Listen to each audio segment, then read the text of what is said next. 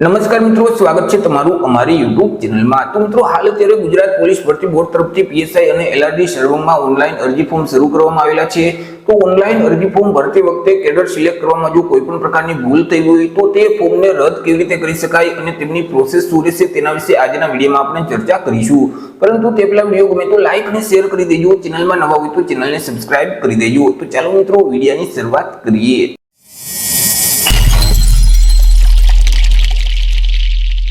મિત્રો, જ્યારે પોલીસ ભરતી બોર્ડ તરફથી અગાઉ એપ્રિલ મહિનામાં ઓનલાઈન અરજી ફોર્મ મંગાવવામાં આવેલા હતા, ત્યારે તમે પીએસઆઈ એટલે કે પોલીસ સબ ઇન્સ્પેક્ટરની પોસ્ટ માટે શૈક્ષણિક લાયકાત ન ધરાવતા હોવાના કારણે માત્ર એલઆરડી એટલે કે લોકરક્ષકમાં જ અરજી ફોર્મ ભરેલ હોય, પરંતુ હવે ફરીથી તાજેતરમાં ઓનલાઈન અરજી ફોર્મ શરૂ કરવામાં આવેલા છે। ત્યારે તમે પીએસઆઈ એટલે કે પોલીસ સબ ઇન્સ્પેક્ટરની પોસ્ટ માટે શૈક્ષણિક લાયકાત ધરાવતા હોય અને તમારે અરજી કરવી હોય તો માત્ર પોલીસ સબ ઇન્સ્પેક્ટરમાં જ ઓનલાઈન અરજી ફોર્મ ભરવાનું રહેતું હોય છે।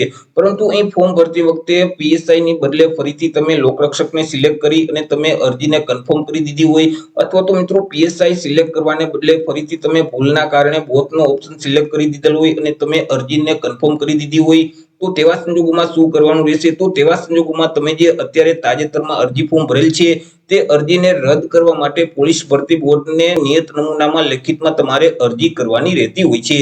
ત્યાર પછી તમારે ફરીથી નવું અરજી ફોર્મ ભરવાનું રહેશે અને પીએસઆઈ કેડર તમારે સિલેક્ટ કરી ફરીથી નવી અરજી કરી અને તેને કન્ફર્મ કરી દેવાની રહેશે। અથવા તો મિત્રો, જ્યારે એપ્રિલ મહિનામાં અગાઉ ઓનલાઈન અરજી ફોર્મ મંગાવવામાં આવેલા હતા ત્યારે તમે માત્ર લોકરક્ષક એટલે કે એલઆરડી માટેની શૈક્ષણિક લાયકાત ધરાવતા હતા, પીએસઆઈ માટે તમે લાયકાત નહોતા ધરાવતા। તેમ છતાં ભૂલના કારણે મિત્રો ફોર્મ ભરતી વખતે બોથનો ઓપ્શન સિલેક્ટ કરી અને તમે અરજી કન્ફર્મ કરી દીધી હોય અને મિત્રો ફરીથી હવે જે ઓનલાઈન અરજી ફોર્મ મંગાવવામાં આવેલા છે ત્યારે તમે પીએસઆઈ માટેની શૈક્ષણિક લાયકાત ધરાવતા હોય તો શું તમારે ફરીથી અરજી કરવાની રહેશે? અગાઉની અરજી છે તે માન્ય રહેશે કે નહીં? તો તેવા કિસ્સામાં મિત્રો તમે જે અગાઉ બોથનો ઓપ્શન સિલેક્ટ કરી અને ભૂલના કારણે તમે અરજી કન્ફર્મ કરી દીધી છે તે અરજીને રદ કરવા માટે પોલીસ ભરતી બોર્ડને મિત્રો નિયત નમૂનામાં ફોર્મ ભરી અને તમારે લેખિતમાં અરજી કરવાની રહેશે।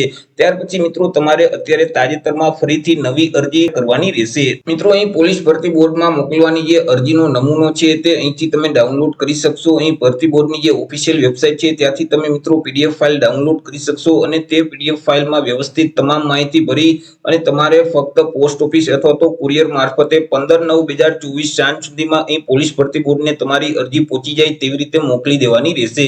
મિત્રો, અહીં રૂબરૂ પોલીસ ભરતી બોર્ડ ખાતે કોઈ પણ પ્રકારની અરજી સ્વીકારવામાં આવશે નહીં, જેથી કરી તમારે અરજી છે તે પોસ્ટના માધ્યમથી અથવા તો કુરિયર મારફતે જ મોકલવાની રહેશે। મિત્રો, તે પીડીએફ ફાઇલને ડાઉનલોડ કરી તેને ઓપન કરશો એટલે આ મુજબની એક પીડીએફ ફાઇલ ઓપન થઈ જશે। ફોર્મ ભરતી વખતે તમે જે પૂરું નામ આપેલ છે તે તમારું પૂરું નામ અહીં લખી દેવાનું રહેશે। ફોર્મ ભરતી વખતે તમે જે મોબાઈલ નંબર આપેલ છે તે નંબર અહીં લખવાનું રહેશે।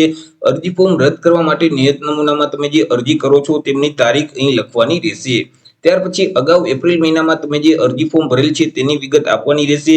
હવે અગાઉ તમે માત્ર પીએસઆઈમાં જ અરજી ફોર્મ ભરેલ હોય તો અહીં 1 નંબરમાં ટીક કરી દેવાનું રહેશે। માત્ર લોકરક્ષક એટલે કે એલઆરડીમાં જ અરજી ફોર્મ ભરેલ હોય તો અહીં 2 નંબરમાં ટીક કરી દેવાનું રહેશે। પીએસઆઈ અને એલઆરડી બંનેમાં જો અગાઉ અરજી ફોર્મ ભરેલ છે તો 3 નંબરમાં ટીક કરવાનું રહેશે। જે તે લાગુ પડતો હોય તે ઓપ્શન અહીં ટીક કરવાનું રહેશે। ત્યાર પછી તે અરજીના જે કન્ફર્મેશન નંબર છે તે નંબર અહીં લખી દેવાના રહેશે।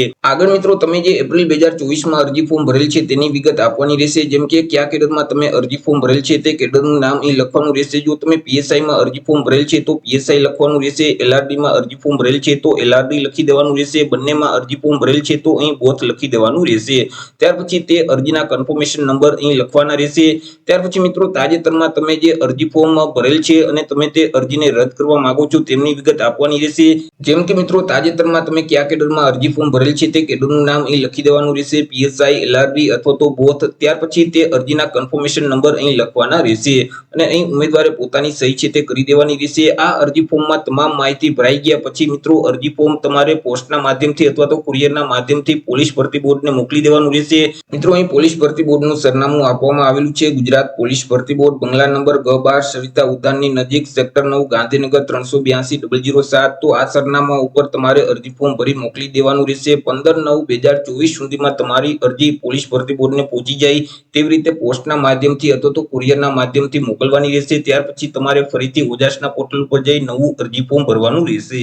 તો એટલે મિત્રો પીએસઆઈ અને એલઆરડીમાં જે અરજી ફોર્મ શરૂ છે તેમાં ફોર્મ ભરતી વખતે જો કેડર સિલેક્ટ કરવામાં ભૂલ થઈ હોય તો તમારે મિત્રો ભરતી બોર્ડને લેખિતમાં જાણ કરવાની રહેશે, અરજી કરવાની રહેશે અને ત્યાર પછી ફરીથી એક નવું અરજી ફોર્મ ભરવાનું રહેશે। તો આશા રાખું છું વિડીયો પસંદ પડ્યો હશે. વિડીયો પસંદ પડ્યો હોય તો લાઈક અને શેર કરી દેજો. ચેનલમાં નવા હોય તો ચેનલને સબસ્ક્રાઇબ કરી દેજો. ફરી મળીશું એક નવા ટોપિક સાથે એક નવા જ વિડીયોમાં. ત્યાં સુધી જય હિન્દ, વંદે માતરમ.